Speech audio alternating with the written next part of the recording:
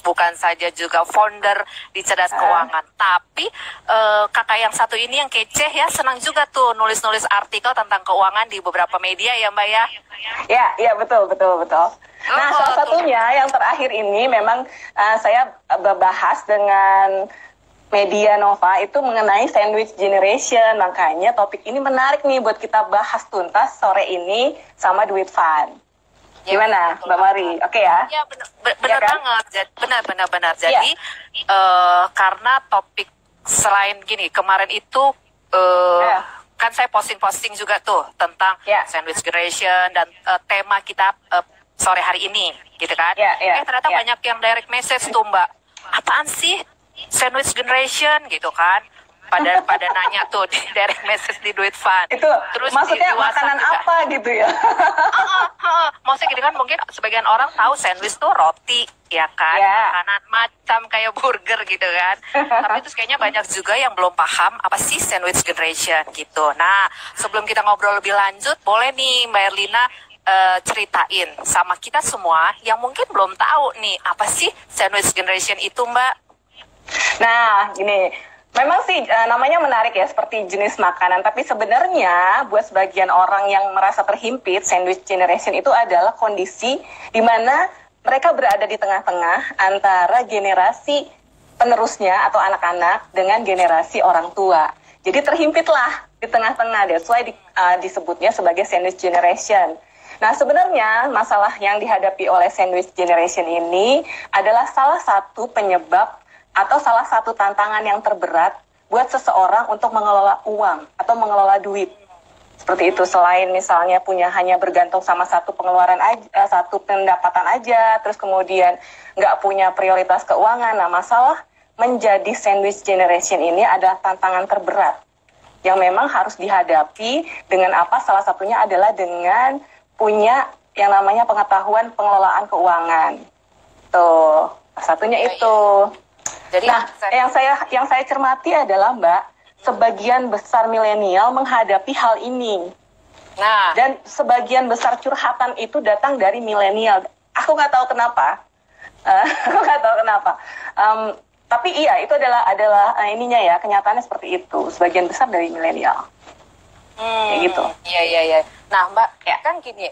Saya kebetulan ngaku nih bukan generasi milenial. Saya milenial, kita milenial tapi senior milenial. Kalau searching di Mbah Google, saya itu termasuk generasi di atasnya milenial, generasi X kan, gitu loh. Walaupun sering kalau sama teman-teman ngakunya milenial gitu, ngakunya gitu. Ya apa juga gitu ya. Tadi kalau Mbak Erlina bilang bahwa banyak generasi milenial yang mengalami sandwich generation gitu ya, rasanya di level aku juga banyak ngalamin gitu. Gitu ya. Iya, banyak yang juga ngalamin gitu. Nah, Mbak Erlina boleh nggak gitu ya sharing ke kita, kenapa sih kok kita bisa berada di posisi jadi sandwich generation nih gitu loh. Iya.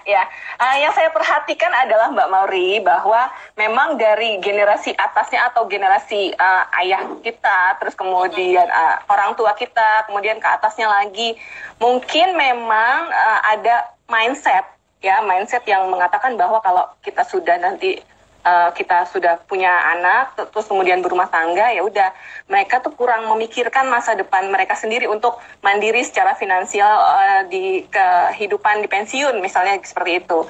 Karena kan mungkin mindsetnya adalah anak itu adalah investasi buat kita nanti ke depannya menanggung kehidupan kita nanti pada saat masa tua seperti itu kan. Nah, ini sebenarnya yang harus diputus. Salah satunya cara adalah kita membuat diri kita mandiri dulu secara finansial, Mbak Mauri. Jadi dengan begitu kita bisa kuat buat diri kita sendiri dan kuat buat orang lain juga.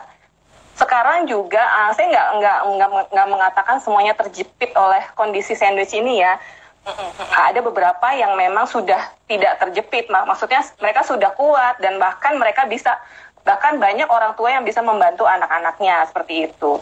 Jadi kondisi ini sebenarnya bisa kita putus, bisa kita kurangi dengan salah satunya adalah menjadi kuat Bagaimana caranya dengan membangun pondasi keuangan yang lebih stabil.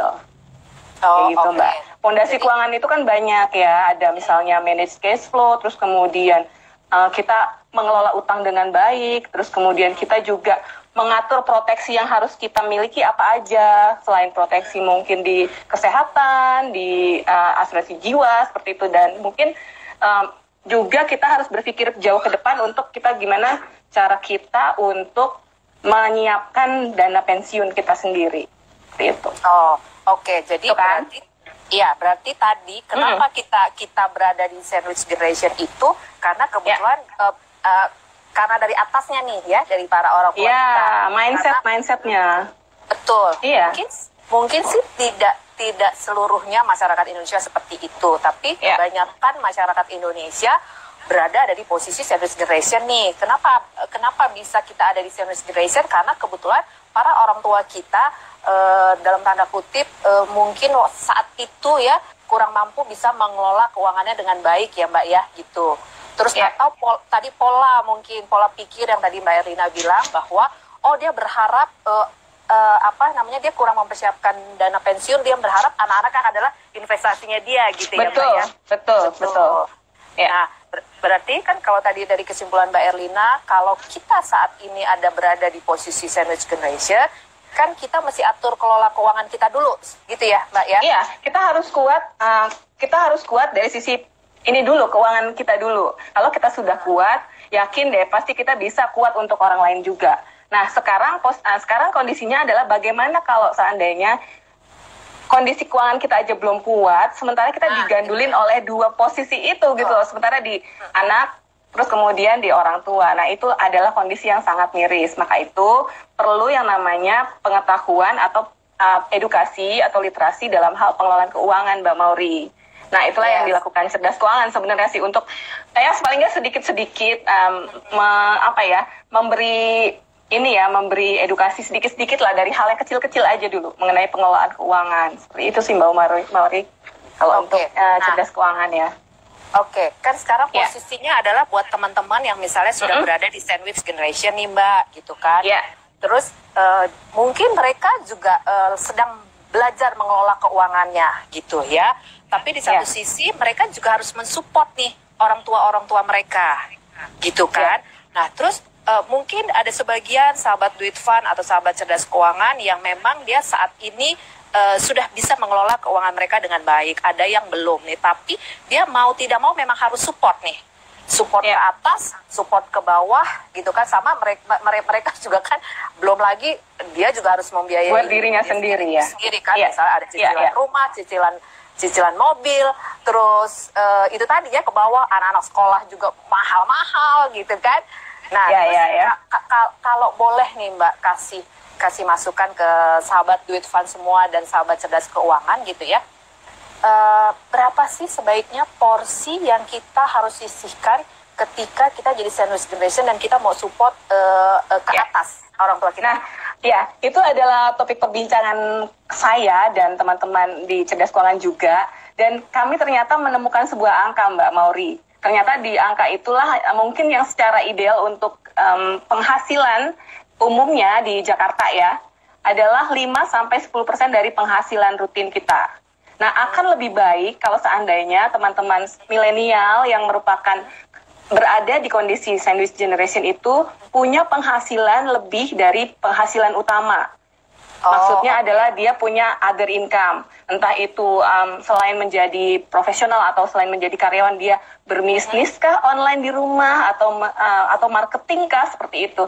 Nah, itu akan menjadi yang akan mensupport sebenarnya. Kalau seandainya kebutuhan utamanya sudah disokong sama penghasilan yang utama atau penghasilan rutinnya, maka dengan penghasilan tambahan yang dia punya, dia akan lebih leluasa lagi membantu orang tua, lebih leluasa lagi milih gimana nih anak-anak mau sekolah di mana, seperti itu. Ya, jadi itulah mungkin itulah Mbak. Jadi pentingnya untuk mempunyai penghasilan di luar penghasilan utama, seperti itu. Oke, itu karena kita sudah berada di generasi sandwich ya Mbak. Jadi artinya, betul. karena kita terhimpit ya oleh itu tadi ya, dua roti atas bawah ya, kita mesti. Sebenarnya enak ya roti itu ya. Tapi kalau menjadi roti itu nggak enak, Mbak, sebenarnya. Iya, benar-benar. Iya, jadi aku ringkas sedikit ya, mungkin buat teman-teman yang tadi baru bergabung. Jadi ketika kita berada di generasi sandwich, yang artinya kita terhimpit oleh keadaan bahwa kita harus membiayai ke bawah ya, which is anak-anak kita gitu ya. Karena itu juga menjadi tanggung jawab kita, dan kita juga harus mensokong kedua orang tua kita ya. Betul. Karena siapa lagi yang mau menolong dan membantu orang tua kita. Nah, tapi sebelum kita sokong ke atas, kita juga mesti memastikan keuangan kita sehat dulu, baik dulu ya Mbak ya. Kita kelola dulu keuangan kita. Nah, tadi kan Mbak Erlina sudah sampaikan bahwa pondasi keuangan kita itu harus kuat dulu nih, sahabat Duit Fund dan sahabat cerdas keuangan ya. Artinya pondasi satu tadi misalnya harus sudah punya proteksi kesehatan gitu ya Mbak ya, atau insurance. Proteksi ya, untuk lebih siap di dana pensiunnya juga. Terus dana kemudian pensiun, menyiapkan juga dana pendidikan. Jangan lupa juga untuk menyiapkan dana darurat, karena kita nggak tahu kondisi seperti ini akan terjadi sampai kapan kan. Itu sih sebaiknya yang terpenting dilakukan para generasi sandwich sekarang. Ya, betul. Nah, terus tadi ada tambahan lagi nih teman-teman, kalau ternyata sudah kita atur, ternyata duitnya masih tight nih, cash flow kita ya Mbak, cash flow-nya masih agak tight banget, tapi tadi dapat saran nih dari Mbak Erlina, tipsnya adalah teman-teman cari tambahan income, ya Mbak. Betul jadi sekali. supaya kita juga bisa support ke atas, support ke bawah, dan kita sendiri pun bisa menyiapkan untuk kita nanti tua gitu ya Mbak, untuk pensiun ya. Betul, kita nggak bisa menyalahkan keadaan Mbak. Tapi kita sendiri yang harus melakukan usaha seperti itu. Kita nggak bisa selamanya menyalahkan keadaan. Kalau memang kita kondisinya memang sudah masih ada orang tua yang mesti kita tanggung, ada anak-anak juga yang mesti kita support, ya kita bisa lebih kreatif sedikit lah untuk mencari apa aja nih sumber-sumber income yang bisa kita hasilkan lagi, seperti itu kan sebenarnya. Ya kan? Ini kita sambil ngejawabin pertanyaan-pertanyaan ya. Oke. Ada yang nanya gini, terus jadi apa yang mesti dilakukan pertama kali untuk naik ke atas? Udah naik ke atas ya. Apa yang mesti dilakukan pertama kali untuk menangani pondasi keuangan kita tuh? Ya. Oke, apa yang mesti kita lakukan untuk memanage pondasi keuangan? Seperti Mbak Mauri mungkin udah tahu ya, kalau kita merencanakan pengelolaan, merencanakan keuangan keluarga itu ibaratnya, kalau secara mudahnya sih saya biasanya mengibaratkan seperti membangun sebuah rumah. Nah, rumah itu kan ada pondasinya, ya kan, ada pilarnya, terus kemudian ada atapnya. Nah, pondasinya itu sendiri adalah kondisi cash flow yang sehat, terus kemudian dan neraca atau kekayaan bersih kita yang cukup gitu loh. Nah, kondisi cash flow yang sehat salah satunya ditunjang dari misalnya ini Mbak, setiap bulan kita nggak pernah defisit. Itu termasuk golongan kategori yang sehat. Kita harus punya kelebihan dari penghasilan. Kalau seandainya penghasilan sudah dikurangkan, masih ada surplus. Seperti itu ya. Karena biasanya kita sebagai perencana keuangan itu biasanya kalau mau memeriksa kondisi kesehatan keuangan seseorang, biasanya kita lakukan yang namanya financial check up dulu. Ya, kita lihat dulu apakah dana daruratnya sudah cukup. Terus kemudian bagaimana rasio tabungannya, apakah sudah mencukupi dari benchmark yang sudah ada. Biasanya kan 10% ya. Kalau seandainya kurang dari 10% berarti tabungan mesti ditambah. Kalau lebih dari 10% itu berarti lebih baik lagi. Nah, yang ketiga adalah kita lihat rasio utangnya bagaimana. Ya, kondisi viral yang kemarin itu kan punya penghasilannya sudah besar, tapi kemudian pada saat terjadi pandemi, penghasilan berkurang setengah, dilalahnya dengan penghasilan yang masih dibilang besar itu, dengan kondisi yang sudah setengah, masih nggak bisa untuk membayar cicilan utang, karena cicilan utangnya ternyata rasionya lebih besar, maksudnya kegedean gitu loh, rasio utangnya kegedean. Nah, itu kan kondisi-kondisi dasar yang memang harus dimiliki sebenarnya Mbak. Itulah pondasi keuangan kita supaya kita ke depannya merencanakan keuangan dengan baik. Itulah cara memanage cash flow-nya. Terjawab ya, teman-teman. Nah, nih Mbak, terus nih kan ya, tadi kita udah ngomongin tuh ya. fondasi ketika kita harus menyiapkan paling tidak kita supaya tidak jadi atau kita menciptakan generasi berikutnya, which is anak-anak kita untuk jadi generasi sandwich generation, gitu kan Mbak ya. Nah, terus yang saya mau tanyain lagi nih Mbak, gitu ya, kalau misalnya nih tadi ya keadaannya misalnya gini, mungkin ada beberapa orang yang akhirnya dia gini, mungkin cash flow-nya minus, gitu kan? Cash flow-nya minus, tapi dia juga harus support orang tua nih, gitu. Nah itu selain misalnya gini, dia belum ada tambahan income lain. Nah itu apa yang harus dia lakukan tuh? Nah inilah karena kan kebetulan kita kan budaya timur nih Mbak Erlina yang kayaknya kok nggak enak ya. Gitu. itu dia tidak mensupport orang tua. Bener banget gitu. Iya. Gimana tuh Mbak kalau misalnya ada sahabat duit fund yang kayak itu tuh seperti itu? Sebenarnya ini masalah mindset Mbak Mauri. Sebenarnya kan kita sayang sama orang tua kan bukan berarti kita nggak ngasih uang itu kita nggak sayang kan sebenarnya kan.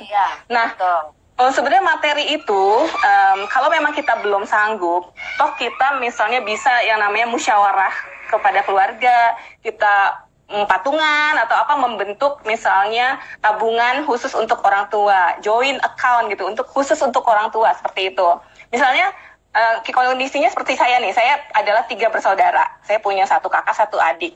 Terus kemudian saya masih punya orang tua yang masih saya tanggung, baik orang tua dari saya maupun dari suami. Nah, kita bermusyawarah, kita buat rekening joint account misalnya seperti itu.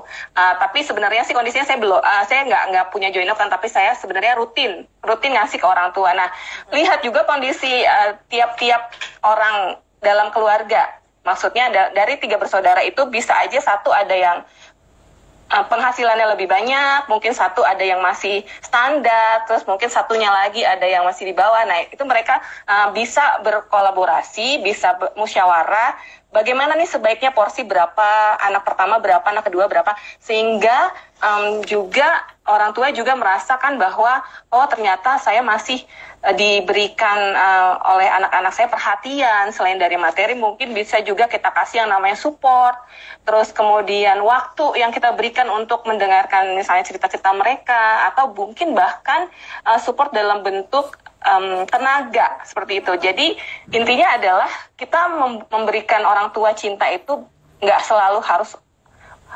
memberikan materi kan sebenarnya, seperti itu. Jadi kalau memang belum bisa memberikan materi yang lebih banyak, nggak ada salahnya kita juga memberikan waktu yang kita punya untuk orang tua atau kasih sayang yang lebih buat orang tua, seperti itu sih Mbak. Ya, itu masalah mindset aja sih sebenarnya ya. Iya, betul. Jadi memang komunikasi yang penting ya Mbak. Betul. Kita bersaudara, terus kita atur, kita sampaikan ke orang tua kondisi kita seperti apa, gitu ya Mbak. Mbak, ini ada yang nanya nih, sorry kita balik lagi sedikit ke belakang. Tadi kan kita mesti ngomongin pondasi masih kuat dulu nih kita Mbak. Terus ada yang nanya nih, terus kalau dana darurat tuh mesti gimana Mbak? Nah, maksudnya kali, maksudnya apakah harus ada di rekening khusus kah? Atau kita mungkin maksudnya mesti punya berapa? Mungkin gitu ya pertanyaannya kali Mbak. Karena pertanyaan cuma dana darurat tuh gimana? Dana darurat kenapa emang? Apa kabar gitu ya? Mbak, seperti kita ketahui bersama ya, kan kadang-kadang kalau kita ngumpulin dana darurat tuh godaannya banyak banget kan? Betul. Idealnya, idealnya kalau bicara mengenai dana darurat nih ya, apalagi di kondisi saat ini nih, kondisi pandemik seperti ini, kita memang harus lebih banyak mengumpulkan pundi dana darurat. Kemarin saya sudah sempat ngobrol juga sama beberapa teman juga. Nah, gimana caranya? Sebenarnya ada banyak cara, Mbak. Pada saat teman-teman terima bonus tahunan seperti itu misalnya, atau menerima penghasilan yang lebih banyak dari biasanya, ya itu langsung aja kalau memang kita berniat untuk mengumpulkan pundi dana darurat, jangan dibelanjain, langsung aja masukin ke rekening yang khusus untuk dana darurat. Yang mana dia punya ATM, jadi bisa langsung diambil sewaktu-waktu, seperti itu. Nah, kalau seandainya nggak punya penghasilan yang memang besar banget saat itu, nyicil aja tiap bulan, entah itu mau 5% tiap bulan dari penghasilan, entah itu misalnya 10%, dan cara yang selanjutnya adalah mungkin dengan cara cost sharing antar suami dengan istri. ya. Kalau seandainya ya suami dan istri punya penghasilan, sama-sama punya penghasilan, ya udah disiapkan aja ke pundi dana darurat dengan misalnya kita punya membuka rekening khusus untuk dana darurat tersebut. Gitu ya, Mbak. Nah, kalau aku boleh menyambung pembicaraan yang tadi ya mengenai dana darurat nih, kalau sahabat Duit Fund dan sahabat cerdas keuangan mungkin pengen tahu kalau misalnya kita tuh sebenarnya butuh berapa sih Mbak dana darurat itu? Oke, Mbak, sebenarnya di financial check up itu kan kita memeriksa beberapa kondisi tadi seperti saya ceritakan, Mbak. Kita pertama memeriksa dulu kondisi dana darurat. Nah, ini perhitungannya sebenarnya ya untuk yang sudah berkeluarga. Pertama untuk single dulu deh. Untuk single biasanya sih 3-6 kali pengeluaran. 6 kali pengeluaran ya. Untuk yang sudah berkeluarga dan punya anak itu bisa bertambah lagi karena kan anggotanya tambah lagi nih, ada suami, ada istri, ada anak, misalnya anak 2 gitu ya. Bisa jadi angkanya menjadi 9-12 kali pengeluaran bulanan. Nah, sebenarnya kalau ditanya nih, ini angkanya dari mana sih gitu ya? Nah, ini sebenarnya didapatkan dari jumlah aset liquid. Kalau teman-teman mungkin biasa membuat yang namanya neraca atau laporan keuangan, untuk biasanya kan ada aset dan utang gitu ya. Nah, jumlah aset liquid yang mana terdiri dari cash in hand, uang yang kita pegang, terus kemudian saldo yang ada di tabungan, berapa jumlahnya di total, atau mungkin ada deposito, itu di total semuanya dibagi dengan pengeluaran setiap bulan.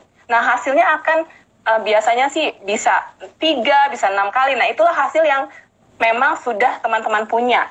Misalnya contoh gini ya, jumlah aset liquid, entah itu tabungan, deposito dengan cash yang kita pegang, misalnya yang kita punya adalah 100 juta atau 300 juta deh, 300 juta. Nah, pengeluaran setiap bulan misalnya 10 juta. Nah, berarti dibagi, Mbak. Jumlah aset liquid 300 juta dibagi dengan 10 juta. Nah, itulah jumlah dana darurat yang teman-teman udah punya. Nah, tinggal di-match nih. Apakah sesuai dengan kondisi idealnya? Kalau memang sudah sesuai, berarti nggak ada salahnya juga kita tambahin sedikit-sedikit lagi. Tapi kalau seandainya belum mencukupi dari angka yang tadi 9-12 kali itu untuk seseorang yang sudah berkeluarga, nah nggak ada salahnya juga kita tambah sedikit-sedikit. Yang perlu diingat adalah untuk nambah dana darurat itu nggak bisa simsalabim langsung jadi gitu, butuh proses ya, butuh proses sebenarnya. Dari waktu ke waktu, at least kita udah usaha dulu lah berapa persen sampai mencapai targetnya. Oke, Mbak. Nah, iya. Nah, jadi gitu ya. Jadi pokoknya kita kan beresin dulu pondasi keuangan kita, gitu ya, Mbak ya. Satu persatu tuh tiap pondasi, gitu ya. Sampai itu beres, baru kalaupun ternyata kita sama perbaiki cash flow kita ya, Mbak. Kalau cash flow kita kurang oke, berarti kita harus cari another income, gitu ya, Mbak ya. Nanti tinggal pikirkan saja gimana caranya saat ini, gitu ya. Banyak banget kan di luaran sana yang mereka juga cari tambahan income, gitu ya. Terus berarti kita mesti siap dulu nih ya, Mbak, diri sendirinya ini nih, para generasi ya. Betul. Supaya kita bisa membantu ke atas dan kita juga masih bisa mensupport ke bawah yang menjadi tanggung jawab kita, dan kita pun sendiri menyiapkan ketika kita nanti tua, gitu ya, Mbak ya. Iya, betul, Mbak, betul.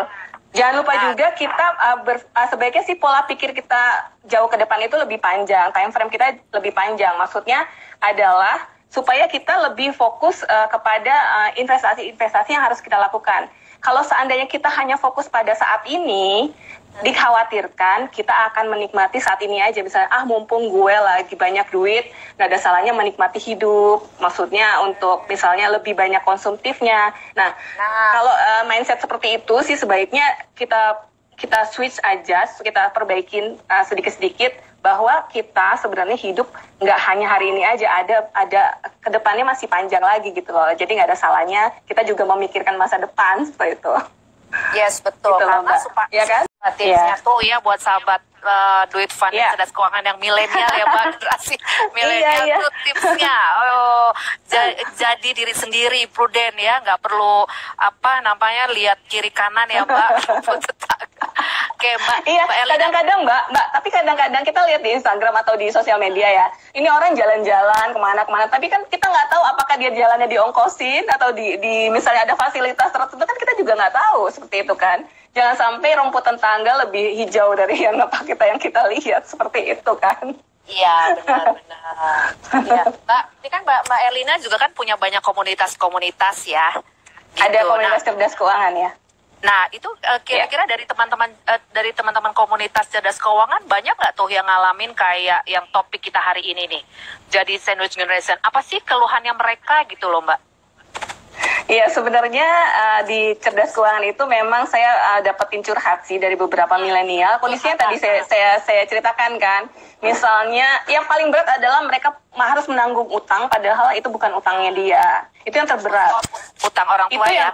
Iya, itu yang terberat. Tapi ada juga Mbak yang memang dia sudah kuat, kondisinya udah kuat, tapi mungkin dia menjadi lebih kuat dan lebih ikhlas lagi untuk membantu orang tuanya karena dia yakin dengan dia lebih banyak membantu orang tua, rezekinya datang lagi, seperti itu. Ya, seperti itu.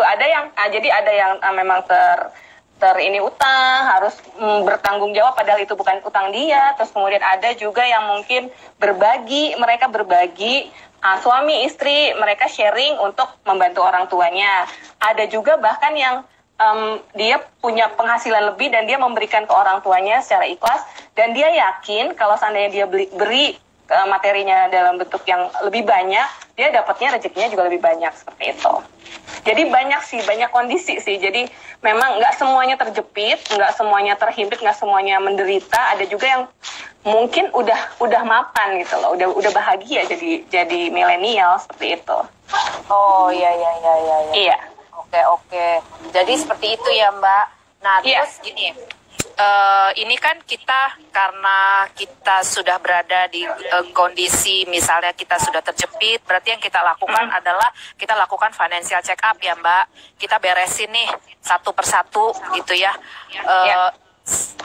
Satu misalnya kan tadi tuh ngomongin dana darurat, terus ngomongin proteksi, terus ngomongin apa lagi tadi ya kita. Nah, dana darurat, proteksi, utang. Nah, mana dulu yang harus kita beresin nih Mbak? Karena misalnya kategorinya gini, mungkin ada sahabat duit fund atau sahabat cerdas keuangan yang mungkin gini, belum lakukan financial check up nih. Terus dengar obrolan kita, aduh, mesti beresin pondasi keuangan.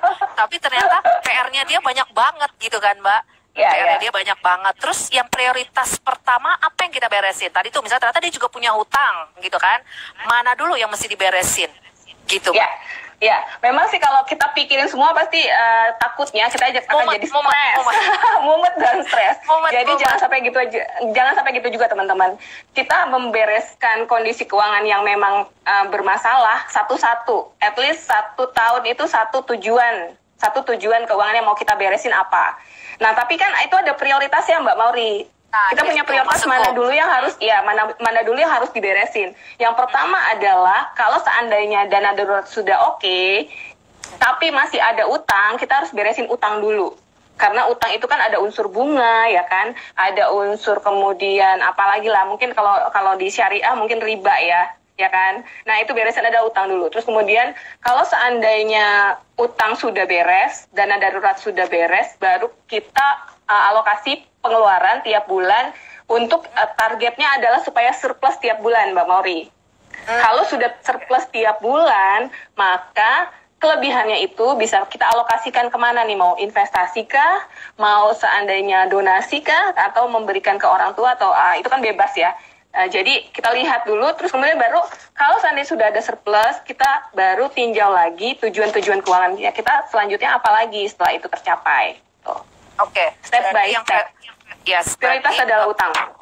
Utang ya, terus betul. Dana darurat ya, kita nyiapin dana darurat, baru proteksi, terus baru kita lihat lagi investasi kita ya, kalau ternyata kita ada surplus di cash flow kita ya. Iya, targetnya adalah surplus setelah hutang, dana darurat, kemudian alokasi pengeluarannya ini kita gimana nih, pendapatan pengeluaran apakah masih ada sisanya, dan usahakan surplus di tiap bulan. Itu. Nah, Mbak, ini ada yang nanya, ya. Hutang dulu beresin, iya benar. Ya kan, hutang dulu diberesin. Terus kalau misalnya nih, Mbak, kita dalam kondisi keadaan kita lagi membenahi, terus mungkin juga kita udah lumayan agak kuat ya, kita udah punya dana darurat, kita punya proteksi, terus tapi ternyata kita juga terhimpit di hutang orang tua tuh. Nah, terhimpit di hutang orang tua. Nah, terus gimana caranya kita buat bantuin dia nih? Iya. Buat bayarin hutang-hutangnya. Ya, itu sebenarnya ada beberapa cara, Mbak. Itu juga curhatan dari teman-teman kita ya di Cerdas Keuangan ya. Bagaimana nih Mbak caranya? Saya udah bebas finansial, saya udah merasa kuat, fondasinya udah oke. Tapi kemudian kita mesti bertanggung jawab. Mau nggak mau kita kan punya moral obligation sendiri ya sebagai anak ya. Kita maksudnya harus bertanggung jawab lah paling tidak. Ya, misal kalau seperti itu kondisinya sih bisa musyawarah sebenarnya, komunikasi. Pertama sih komunikasi. Kita lihat dulu apakah saudara-saudara kita yang lain itu bisa kita ajak musyawarah, kita lakukan cost sharing. Ya, istilahnya patungan. Gimana nih orang tua kita punya utang nih, besarnya segini. Kalau seandainya cost sharing gimana ya, enaknya seperti apa ya, pembagiannya seperti itu. Yang pertama adalah cost sharing. Yang kedua mungkin mengajukan ini ya ke pihak banknya atau seandainya ada mungkin utangnya itu nggak di pihak bank, misalnya di orang lain atau di pihak yang lain, itu kita coba lakukan pendekatan juga sih ke pihak yang mengutangkan seperti apa nih penyelesaiannya yang paling enak seperti itu. Tapi ya kasihan juga kan kalau orang tua mesti mereka udah membesarkan kita, pada saat dia punya kesulitan kita juga harus membantu mau nggak mau, Mbak. Salah satunya caranya itu sih, Mbak ya. Si sandwich, apakah anak-anak kita bisa jadi next generation? Oh bisa banget ya. Bisa banget dengan kita tidak melakukan edukasi atau kita tidak melakukan literasi keuangan yang sedini mungkin ke anak kita. Itu bisa banget anak kita malah jadi generasi sandwich yang terjepit, padahal kitanya enggak. Sebenarnya edukasi untuk anak sih ini ya, pelan-pelan aja sih sebenarnya. Nah, contohnya kayak gimana tuh Mbak, buat ngajarin anak-anak kita paling tidak melek lah ya tentang pengaturan keuangan, gitu. Mungkin yang simpel-simpel Mbak. Iya, contoh yang paling simpel kan anak-anak itu kan ngelihat orang tuanya sebenarnya Mbak, ya kan? Dia kan berkaca pada orang tuanya kan. Contoh yang paling simpel sih, kita tanamkan ke diri mereka dulu untuk mandiri, untuk bisa lebih mandiri, jangan selalu tergantung sama orang lain sih. Misalnya, contoh simpel aja kalau seandainya punya pembantu rumah tangga gitu ya, ya jangan semuanya minta tolong bibinya gitu. Kadang kita harus kita harus menanamkan ke anak-anak bahwa kita ya udah lakukan aja sendiri hal-hal yang bisa kamu lakukan sendiri. Terus kemudian di pengelolaan keuangan mungkin adalah mereka harus tahu dulu nih mana sebenarnya yang benar-benar kebutuhan, mana yang sebenarnya kebutuhan dan keinginan. Mereka bisa bedakan. Kalau di kondisinya di keluarga kita sih mereka alhamdulillahnya sudah mengerti itu, dan mereka justru lebih bangga untuk berbuat sesuatu dan lebih bangga untuk memproduksi sesuatu atau melakukan sesuatu daripada mereka belanja atau mereka membeli sesuatu gitu. Jadi mudah-mudahan sih kedepannya anak-anak kita juga bisa memutus rantai generasi sandwich untuk keturunan mereka berikutnya kayak gitu. Ya. Sebenarnya sih intinya dari yang kecil-kecil dulu sih Mbak. Iya, oke. Mbak, ini ada lagi yang nanya nih.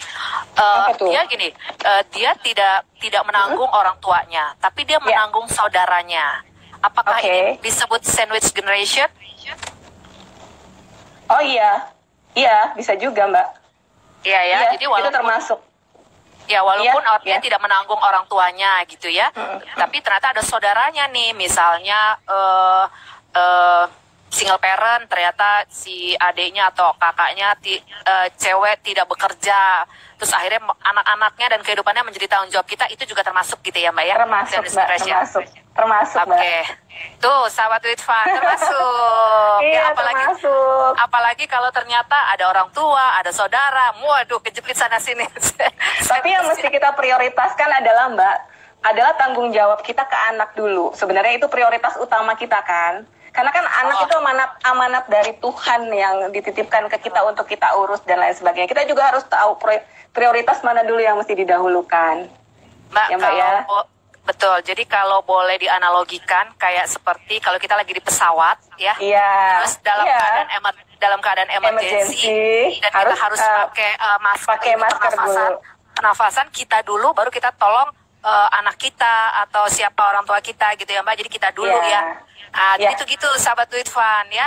Jadi kita tolong dulu diri kita sendiri, baru nanti kita tolong orang tua atau saudara kita. Kalaupun ternyata kita cash flow-nya kurang oke gitu ya, komunikasikan ya Mbak ya, gitu ya intinya ya. Betul. Ini sebenarnya kuncinya sandwich generation adalah salah satunya komunikasi Mbak.